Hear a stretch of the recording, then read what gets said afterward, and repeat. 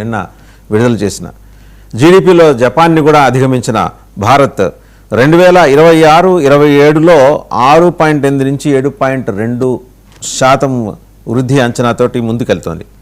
ద్రవ్యోల్బణం నియంత్రణలో ఉండటం, ఆహార ధరలో తాత్కాలిక ఒత్తిడి, స్థిరత్వాన్ని కొనసాగించిన ఆర్బీఐ విధానాలు వీటన్నిటి మీద సమగ్రంగా విశ్లేషించడానికి, వీటితో పాటు ట్రేడ్ డీల్ తీసుకొచ్చిన గుణాత్మక మార్పుల గురించి సమగ్రంగా వివరించడానికి బిగ్ డిబేట్లో మనతో పార్టిసిపేట్ చేస్తున్నారు అబ్దుల్ గఫూర్ గారు, సిపిఎం సీనియర్ నాయకులు, మాజీ ఎమ్మెల్యే. నమస్తే గఫూర్ గారు.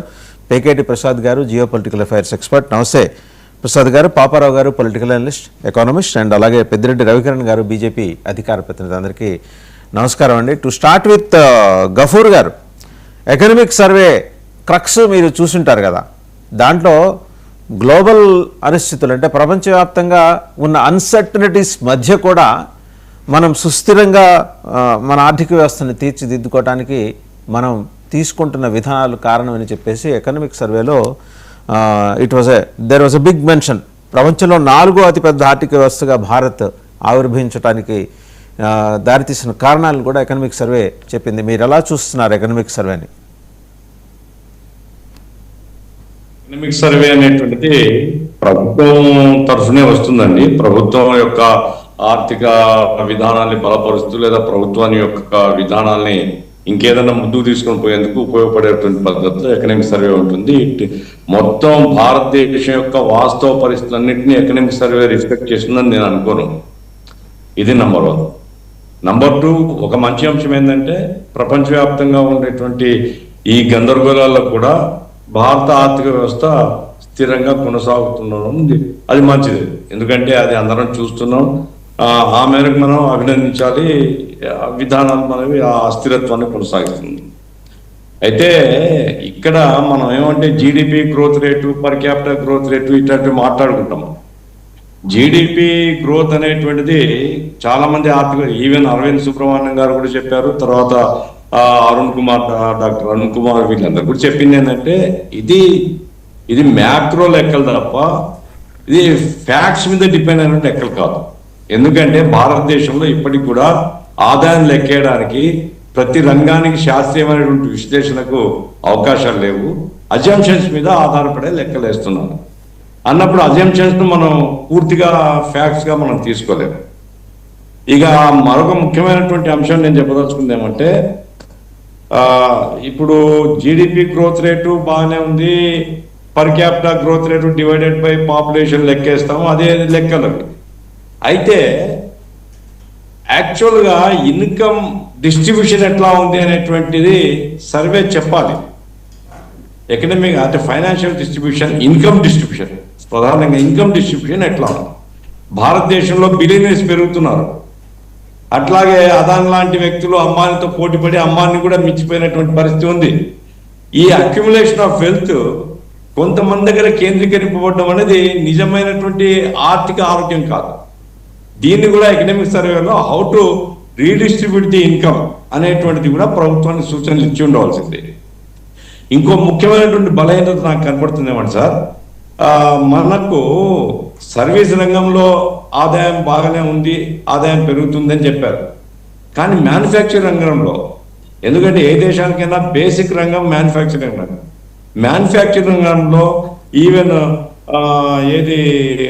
ఇండియా హబ్గా మార్చాలి, మనం మ్యానుఫ్యాక్చరింగ్ హబ్గా మార్చాలి, ఇవన్నీ అనుకున్నప్పటికీ అనుకున్న ప్రగతి రావడం లేదు.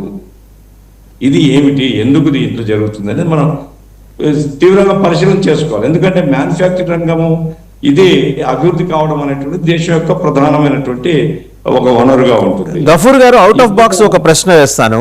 సిన్స్ మీరు మార్క్సిస్ట్ పార్టీలో ఉన్నారు, కమ్యూనిస్ట్ దేశాల ఆర్థిక వ్యవస్థల్ని చాలా దగ్గర నుంచి చూసిన వారు, మీరు ప్రత్యేకంగా విజిట్ కూడా చేసి ఉంటారు. మనకు పక్కనున్న మన పెద్దన్న చైనా, ప్రపంచ పెద్దన్న, ప్రపంచ పోలీస్ అమెరికా అయితే మన పెద్దన్న చైనా. ఎప్పుడైనా అసలు ఇలాంటి డిస్కషన్స్ జరుగుతాయి ఆ ప్రభుత్వం? అంటే అది నాకు తెలిసి ప్రభుత్వాన్ని నడిపేది చైనా కమ్యూనిస్ట్ పార్టీయే, కానీ చైనా కమ్యూనిస్ట్ పార్టీ కోసం ఆర్మీ ఉంది, లేకపోతే వ్యవస్థలు ఉన్నాయి, ఆర్థిక వ్యవస్థలు. అసలు అక్కడ ఇలాంటి డిస్కషన్స్, ఒకళ్ళు కూర్చొని మాట్లాడుకోవటాలు ప్రభుత్వంలో, నేను చెప్పేది కమ్యూనిస్ట్ పార్టీలో కాదు, ప్రభుత్వంలో ఎప్పుడైనా జరుగుతాయా? డ్యూ రెస్పెక్ట్ టు యూ, ఏ దేశంలో కానీ కమ్యూనిస్ట్ దేశమా ఏ దేశంలో కానీ తీవ్రమైనటువంటి చర్చలు అంతర్గతంగా ఎక్కడ మనం బలపడాలి, ఎక్కడ మనం వెనుకబడి ఉన్నాము అనేటువంటి చర్చలు లేకుండా ఏ దేశం ప్రగతి సాధించలేదు. ఒక వ్యక్తి మీద ఆధారపడి ఏ దేశం ఉండదు. చైనా కమ్యూనిస్ట్ పార్టీలో వాళ్ళ మహాసభ సందర్భంగా వచ్చిన డాక్యుమెంట్స్ కొన్ని చూశాను. నేనేం వాళ్ళతో ఏమి ఎప్పుడు చర్చించలేదు. వాళ్ళ డాక్యుమెంట్స్తో వాళ్ళ ప్రగతి ఏ రంగంలో ఎట్లా ఉంది, ఏ రంగంలో వెనకబడి ఉన్నాం, దాన్ని ఎట్లా అధిగమించాలనేటువంటి చర్చ. అయితే ఈ డిబేట్లో అనుమతిస్తారా లేదా నాకు తెలియదు. ఇట్లా డిబేట్లు ఓపెన్ గా పెట్టుకొని ప్రభుత్వాన్ని విమర్శించేటువంటి అవకాశం ఉందా లేదా ఇవన్నీ నాకు తెలియవు. కానీ బట్ అంతర్గతంగా మాత్రం సీరియస్ డిస్కషన్స్ ఉంటాయి, సీరియస్ డిస్కషన్స్ విత్ ఎకనామిక్స్. ఎందుకంటే నేను ఒక సందర్భంలో పోయినాను, నేను లేబర్ లాస్ దానికి సంబంధించి చాలా క్రిటికల్ గా మాట్లాడిన వాళ్ళు ఆ గవర్నమెంట్ గురించి కూడా, చైనా గవర్నమెంట్ లో ఎక్కడెక్కడ సరి చేసుకోవాలి, పాజిటివ్ ఏమిటి నెగిటివ్ ఏమిటి అనేది సీరియస్ గా పెట్టాను మేము పోయినటువంటి మీటింగ్ లో. కాబట్టి అవన్నీ ఉంటాయని నేను చెప్పదలుచుకున్నాను. ఇకపోతే ఇది కంటిన్యూ చేయడానికి ఏమంటే సార్, ఈ ఎకనామిక్ సర్వేను బేస్ గా తీసుకుని మనం జనరల్ గా ప్రణాళికలు రూపొందించుకుంటున్నాం. నా పాయింట్ ఏంటంటే ఇప్పుడు ఈ ఎకనామిక్ సర్వేలో గొప్పదనంగా కనపడుతుంది ఏంటంటే, ఇంతగా ప్రభుత్వాన్ని బలపరచాలన్న ఆర్థికవేత్తలు. ఇప్పుడు జీ రామ్జీ బిల్లు వచ్చింది మొన్న, అది బ్రహ్మాండంగా ఈ దేశానికి తోడ్పడుతుందని రాసినారు. ఆ తర్వాత లేబర్ కోడ్స్ కు వ్యతిరేకంగా రేపు 12వ తేదీ దేశవ్యాప్తంగా సమ్మె చేస్తున్నారు కార్మికులు. అది ఆర్థికంగా ఈ దేశం ముందుకు పోవడానికి ఇవన్నీ చాలా ఉపయోగపడతాయని రాస్తారు. అంటే ప్రజలకు వ్యతిరేకంగా ఎకనామిక్ సర్వేలో మెన్షన్ చేయాల్సినటువంటి అవసరం లేదు.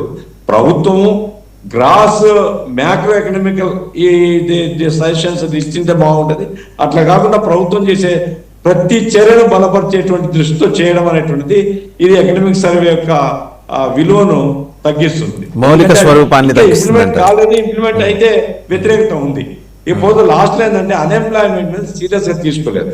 భారతదేశంలో పెరుగుతున్న నిరుద్యోగం ఈ దేశంలో తీవ్రమైనటువంటి కల్లోలాలకు కూడా దారితీస్తుంది. దాన్ని ఎకనామిక్ సర్వే సీరియస్ గా పరిగణించలేదు. ఇది నేను చెప్పదలుచుకున్నాను. రైట్. ఒకసారి పెద్దిరెడ్డి రవికిరణ్ గారి దగ్గరికి వెళ్దాం. రవికిరణ్ గారు, జనరల్గా సర్వే అంటే బోల్డ్ అండ్ యాంటిసిపేషన్స్ తోటి ఇలా